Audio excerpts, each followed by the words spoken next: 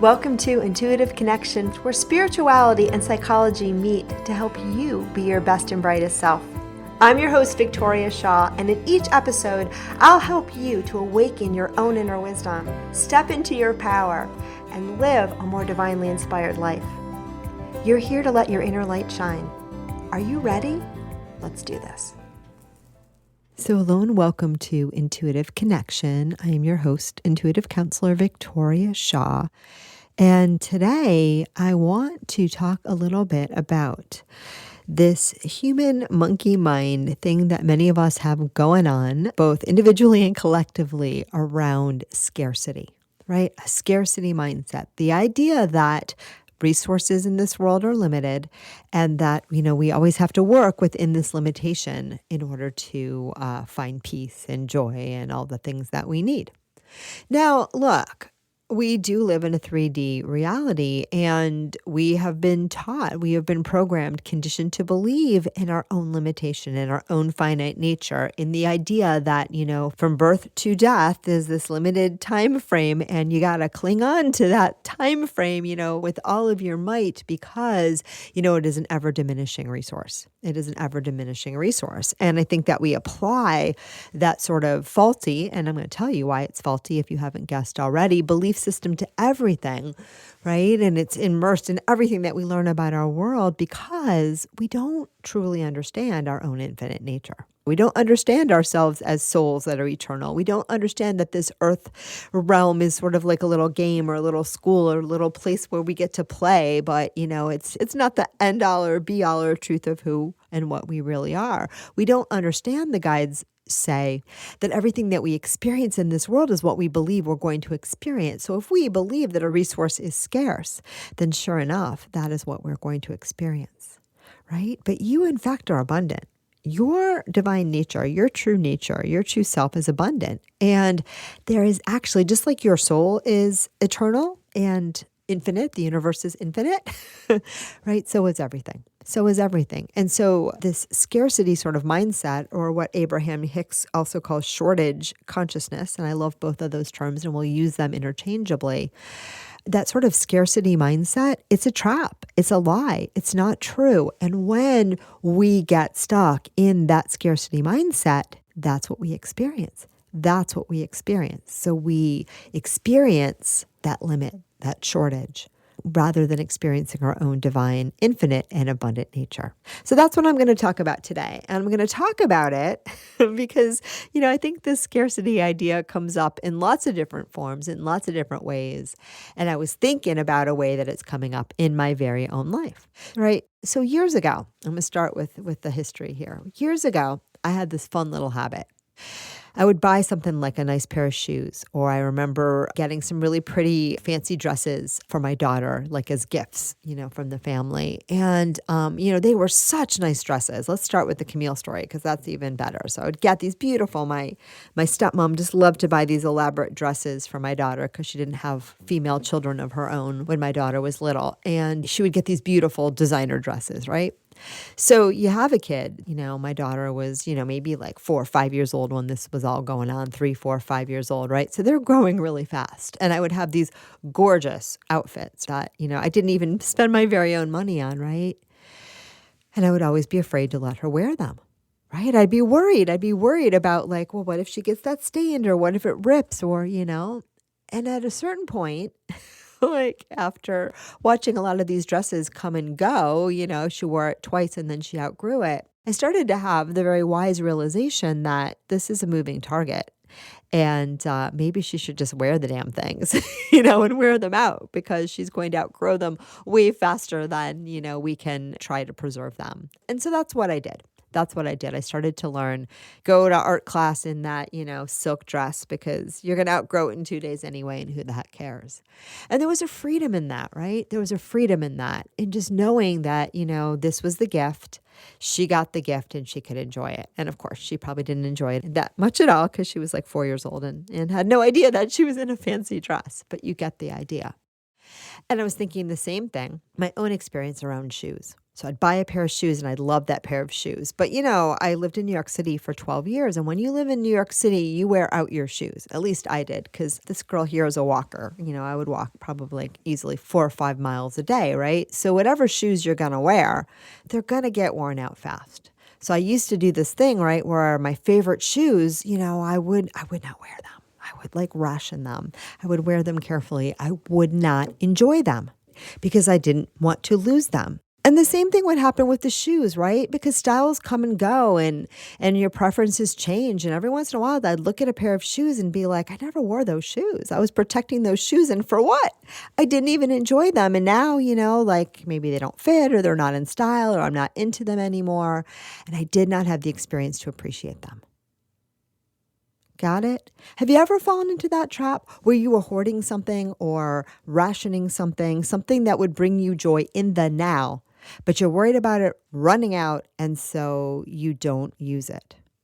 I know a lot of people deal with money that way. And of course, look, it's always good to have that balance of savings and the world works a certain way. And, I honor your desire to pay attention to that. But I will say that yours truly has even had this experience with material wealth and abundance. So what I'm going to talk about soon. So you could apply this to money too. Just be careful there. Just be mindful because our money beliefs tend to be really complicated. But again, if you are hoarding all of your money and not spending it ever on things that you enjoy, even if you have $1 million in the bank or maybe $25 million in the bank, because I don't know, whatever number you have, if you are not using it, if you are not enjoying it, if you are not living and experiencing it, what good is it really doing you?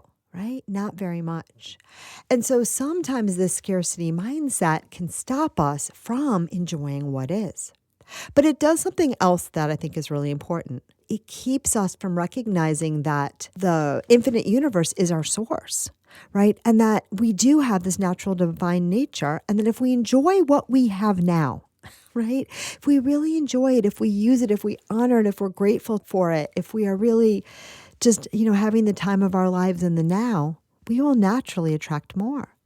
And the other thing is just like the shoes, the guides are reminding me, sometimes I would just love a pair of shoes. It would be my favorite shoes and I would not wear them super much. And then, things change and maybe they weren't my favorite shoes anymore, right? Now, if I had worn them out while they were my favorites, wouldn't I have gotten a lot more joy from them than sort of saving them until I didn't care about them anymore? But that's often what we do. We don't fully express and experience all of the beautiful things that we stream into our lives. We hoard them, we ration them. And then, we're still not satisfied, right? Because at some point, we're always going to want something more, something new. It's just the nature of the human experience. The only constant is change, and we're always wanting to expand. But we're also, because we're such potent and powerful manifestors, we can always stream that which we desire, more of that which we desire into our space. So something else I noticed I was rationing as of late is people, okay? Yeah, people and contacting people, right? Because, I'm new here in San Diego and I'm also building kind of a new network and a new network of friends and a new network of people. And it's been freaking amazing so far. And I'm so grateful. And I've also made a lot of changes in my life, right? So certain people or situations, are not in my life the same way that they were, right? And so sometimes I'll sit down and I'll be like, I want to text this friend. I really like this friend. This friend's energy is really feeling good for me right now. But, I don't want to overspend that relationship and I don't want to, seem too needy or I don't want to. And again, we can pay attention to all these things and use your intuition there. But part of it is really this fear of I got to ration this one off. And I was thinking today about a particular experience and a particular new friend in my life that I'm just so enjoying right now. And their energy is it's just dreamy. And, I was thinking about it. And I was thinking about this little game of not texting too much when the texting is helping me and supporting me and making me so happy because the energy is just so resonant with what I need right now. And I was thinking, number one, you can't lose anything in life that's important or essential to you. It's really, really true. And even when we lose things like loved ones, which is something I've recently experienced, so I can tell you from personal experience, but even when we lose something like a loved one, as hard as that is, the soul's eternal. And nothing really is gone forever. It's gone from this human experience, perhaps, and we got to mourn those losses for sure. But in the deeper sense, like we never lose anything that's part of our own essential nature. We're all connected forever and ever and ever and ever. That's just how eternity works.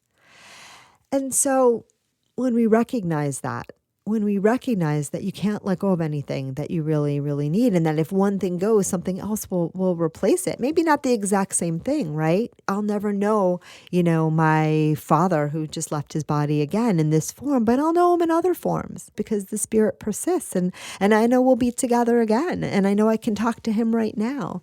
You see, and so sometimes when we hold on, and I'm not saying I'm not sad, of course, I most definitely am, because, loss is hard on the human heart. And definitely on the human mind. But what I also know is that when one thing goes, another always comes. It's always comes. It's the natural ebb and flow of life.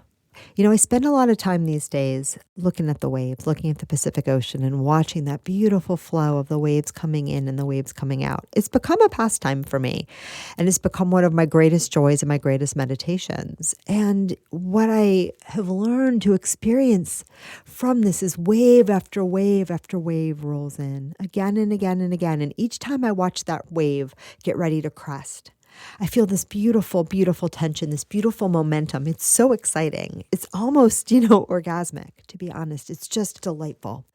And each time I watch that wave almost crest, and I feel that buildup of energy, and then boom, it crests, and you see the beautiful white surf, right? And then it dissipates.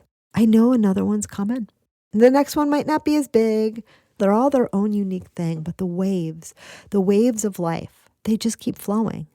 They can't not. And obviously some days the surf is higher than others, but it's not even about that. It's about understanding that there will always be another wave. There will always be another wave. So when I think about, texting this new friend and thinking like, how's that going to be received? Is it going to be off-putting? Should I be rationing this? And of course, we can feel into those things because we're dealing with other human beings and we're living in our own human minds, right? But in that deeper sense, I realize, who cares? If I enjoy something now and it's feeding my soul now, who cares what happens tomorrow? Because I know that I'm a potent and powerful creator. And I know that when one thing leaves my space, something better is on the way. That's just how it goes. And I mourn every loss, or every loss that feels mournable because, that's part of life for sure. But the deeper and the wiser part of me knows, right, that you can never truly lose anything that is part of your essential nature, and that the flow of divine abundance, which is our birthright, which is available to all of us, is always there. It's always flowing. And the more that we tap into that and allow that and open our palms to it, the more we experience that. And the more we cling, right, and ration, the less we enjoy what we have streamed into our lives, because this friend is the bomb, and I really, truly am enjoying them right now. Oh my goodness gracious. It has been so much fun. And, the more too we miss out on the experience, but also the more we tell the universe, right, that these resources are limited, right? And we believe that. And as we believe that, oftentimes we do feel that sand slip through our fingers, rather than really understanding that we can hold on to it as long as we want. So as we start to wrap up this episode, I just invite all of you to remember your own divine nature, and that we are all potent and powerful manifestors, right? We are manifesting every aspect of our life all the time. And that the more we savor and appreciate the fruits of our labors, so to speak, the more we can really appreciate all the goodness that is around us and really enjoy it, the more we will bring into our space. And so there's no reason to ration or worry at all. And in fact, doing so sometimes sends the mixed signal of not enoughness, right? Which will potentially slow down rather than, free up the flow of all of that which we would love to stream into our lives.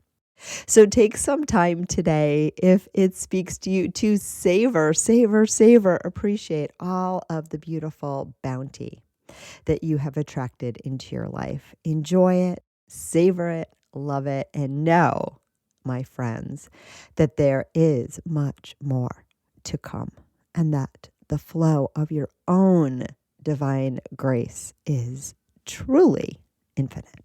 You are infinite abundance incarnate. All right, so that's all I got for y'all today. I hope you enjoyed this one as much as I did. I know I will be listening to it again. If you like the show, it's always appreciated if you could go to your podcast platform of choice and give us a 5-star review and some kind words. Apple, Spotify are the easiest places to do that. On Apple, you just scroll down to the bottom of the show where you see the reviews and you'll be prompted to write a review. On Spotify, you can only do this from your phone, from the app on your phone. You click on the little place where it shows how many lovely reviews we already have, and it will invite you to add your own. So either way, just thank you so much for tuning in. Like us, rate us, and also share with your friends. And most importantly, keep tuning in, because me and the guides love sharing all of this beautifulness with you and are so very grateful for your presence. Enjoy the rest of your day, and namaste. Thank you so much for joining us today. I hope that you found joy, strength, inspiration, and clarity from today's episode. If you'd like to learn more and connect with an amazing group of like-minded souls, please join us over on Facebook in the Intuitive Connection Community Facebook group, where we explore these topics in deeper detail, have additional live teachings, and host Facebook Lives with our amazing guests. I hope to see you there. And of course, if you want to learn more about me or the work that I do, please check out my webpage, victoriashawintuitive.com. Thank you so much again, and namaste.